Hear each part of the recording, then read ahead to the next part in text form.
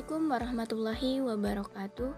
Sebelumnya perkenalkan saya Saspina Panduwinata dengan NIM 06151182025008, mahasiswi semester 4, Program Studi Pendidikan Masyarakat Universitas Sriwijaya. Baiklah, dalam video kali ini saya akan menjelaskan rancangan pelaksanaan pembelajaran dengan identitas sekolah SMA Negeri 1 Pali.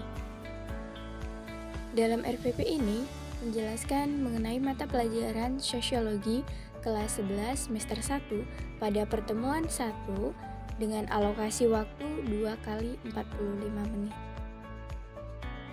Standar kompetensi pada RPP ini yaitu memahami struktur, diferensiasi, dan stratifikasi sosial.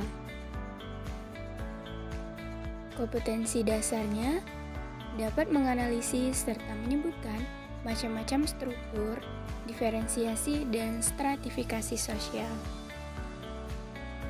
Pada poin indikator terdapat 3. Yang pertama, menyebutkan berbagai macam struktur, diferensiasi, dan stratifikasi sosial. Yang kedua, yaitu mengetahui proses struktur, diferensiasi, dan stratifikasi sosial.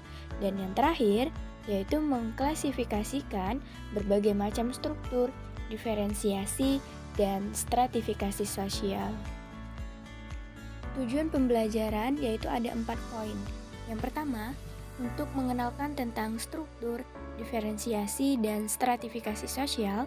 Yang kedua, siswa dapat menjelaskan tentang struktur, diferensiasi, dan stratifikasi sosial. Yang ketiga, tujuan dari pembelajaran ini agar siswa dapat mengetahui bentuk-bentuk struktur, diferensiasi, dan stratifikasi sosial.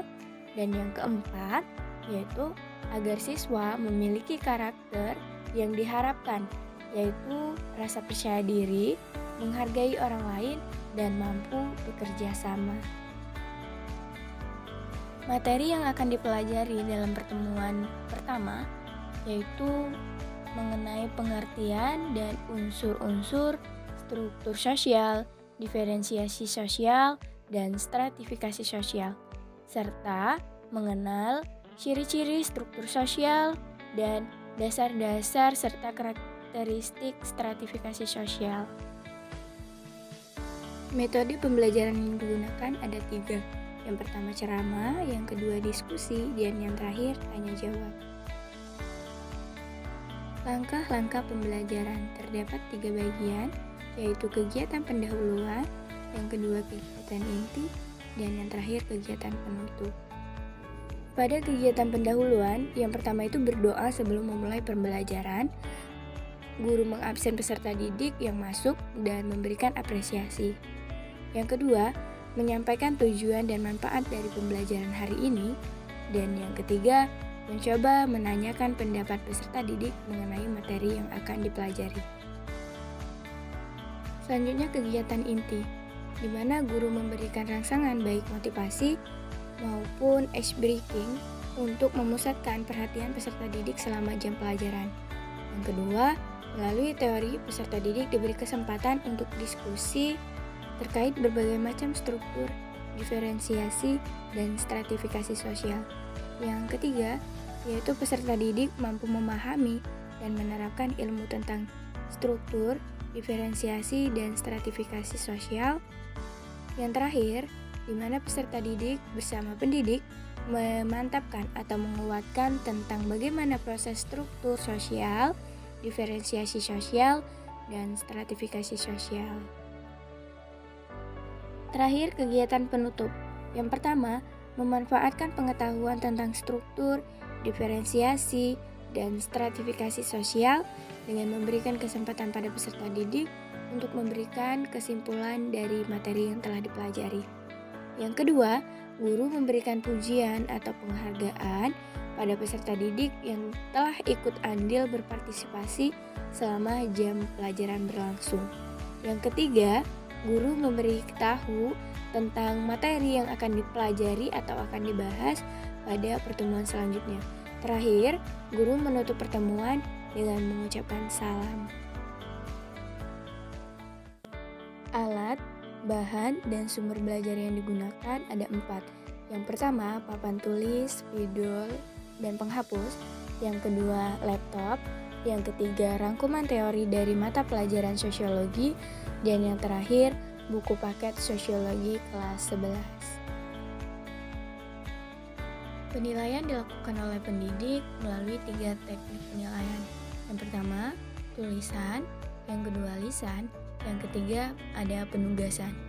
Terdapat pada tampilan ini ada 2 lembar penilaian. Yang pertama itu lembar penilaian sikap. Sikap yang dinilai oleh pendidik yaitu tanggung jawab, kerjasama, toleransi, dan jujur. Yang kedua ada lembar penilaian pengetahuan dan keterampilan. Yang dinilai itu yang pertama pengetahuan dan keterampilan siswa, yang kedua keaktifan, dan yang ketiga kemampuan mempertahankan dan menanggapi pertanyaan atau sanggahan.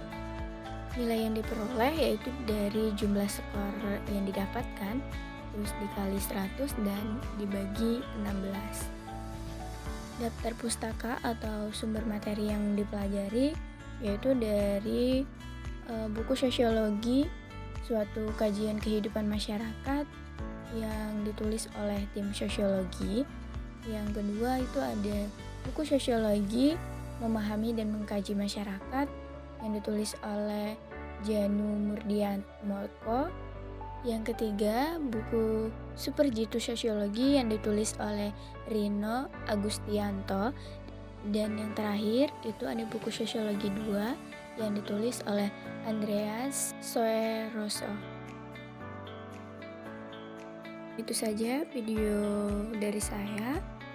Terima kasih atas perhatiannya. Mohon maaf apabila ada kata-kata yang salah. Saya akhiri. Wabillahi taufiq wal hidayah. Wassalamualaikum warahmatullahi wabarakatuh.